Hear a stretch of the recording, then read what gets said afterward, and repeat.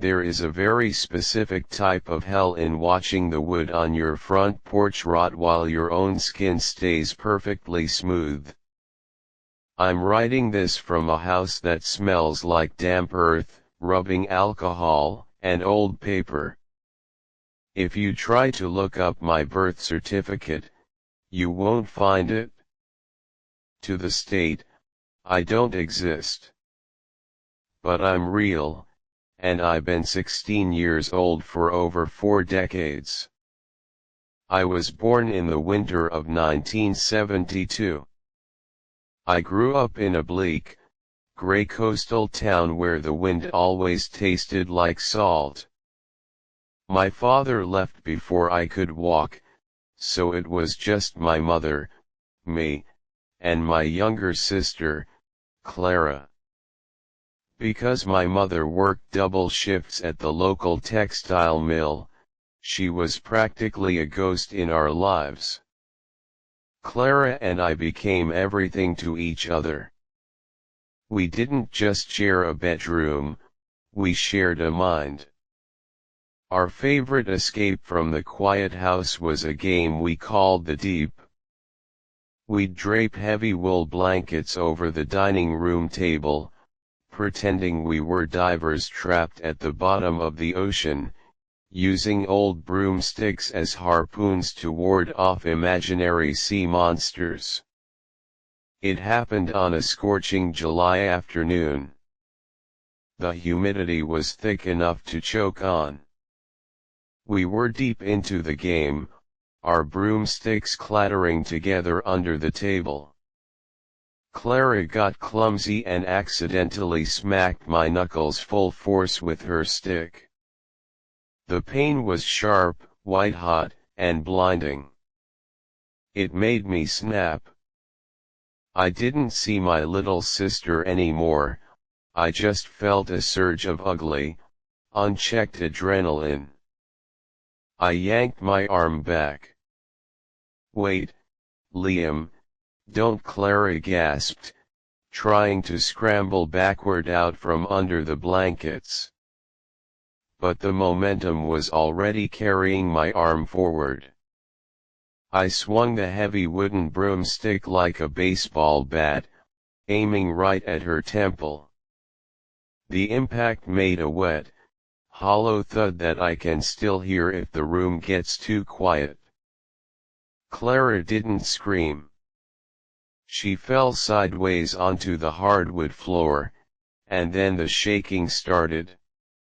It was a violent, erratic seizure. Her heels drummed a frantic rhythm against the floorboards. Her eyes rolled upward, showing nothing but vein-streaked whites, and thick, dark blood began to leak from her ear, pooling rapidly around her hair. I fell to my knees, sobbing, grabbing her shoulders to try and force the convulsions to stop. "Clara, please. Stop it. Please wake up," I begged. I pulled her into my lap, squeezing her tight, hoping my own weight would calm her body down. I held her until her limbs finally went entirely slack. She felt heavy. Limp. Like a sack of wet flour.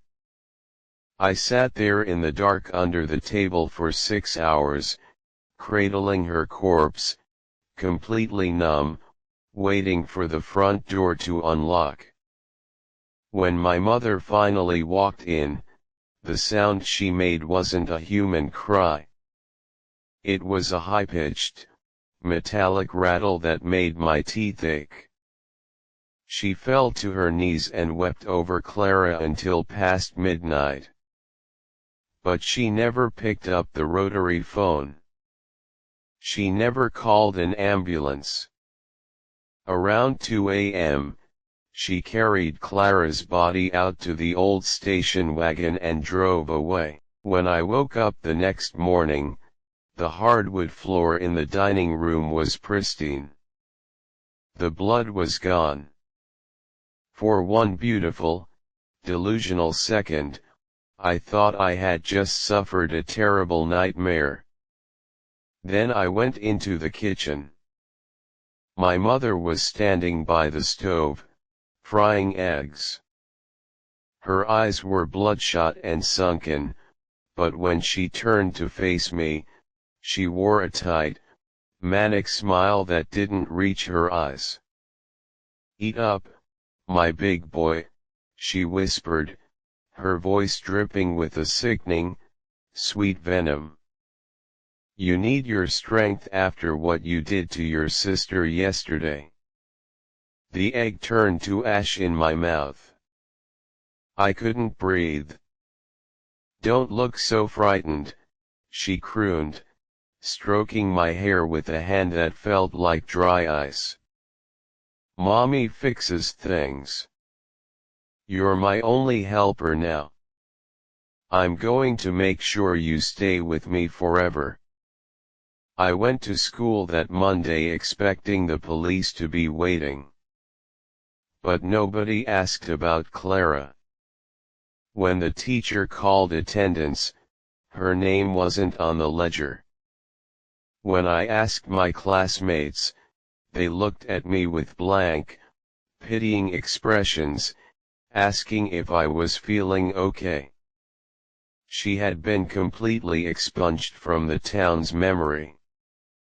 But the true punishment began a year later.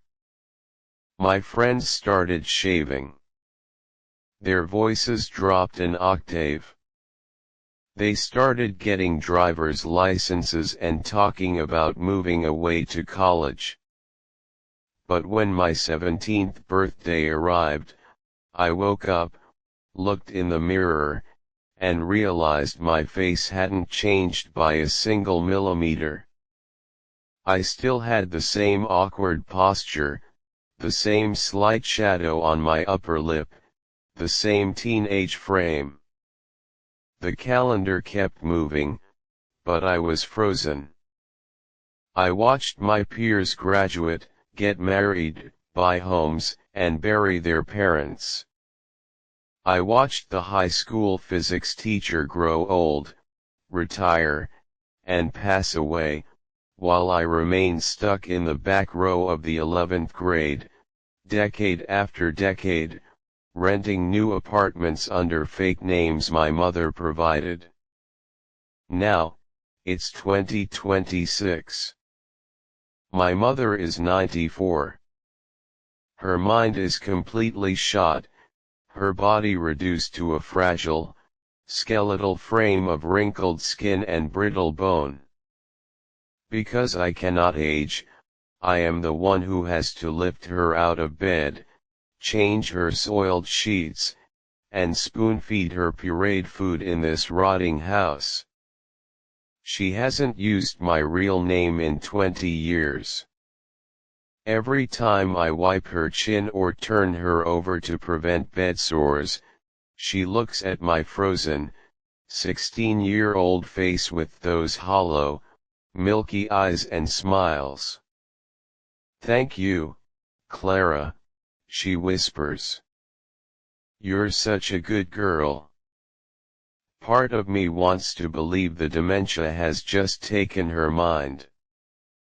But when she thinks I'm not looking, that tight, cruel smile from 1985 creeps back onto her face. She knows exactly who I am. And she's never going to let me grow up.